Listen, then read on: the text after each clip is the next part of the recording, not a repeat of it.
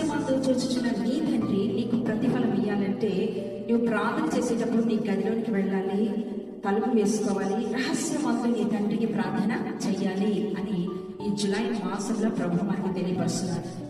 ఈ 6 నెలల్లో ఒక టార్గెట్ పెట్టుకొని మీకు ఏది అవసరం ఉన్నదో, మీకు ఏది కావాలో, మీ కుటుంబానికి ఏది అవసరమో అది మీరు గనక ఈ 6 నెలలు మీ ప్రార్థనా గదిలోకి వెళ్ళి రహస్యంగా ప్రార్థన చేసిన నిశ్చయంగా ప్రభు మీకు ప్రతిఫలం ఇస్తా ఉన్నారు. ఇది దేవుని వాగ్దానం అండి, నా మాట కాదు, నేను ఇస్తున్న వాగ్దానం కాదు, ఇది దేవుని వాగ్దానం, బైబిల్లో వాగ్దానం. మీరు విశ్వాసంతో మీరు క్రియలు జరిగించినట్లయితే, విశ్వాసం మాత్రమే కదా క్రియ, ప్రార్థన చేయగలిగితే దేవుడు ఖచ్చితంగా మీ జీవితంలో జవాబిచ్చి ప్రతిఫలం ఇచ్చి ఆశీర్వదిస్తారు.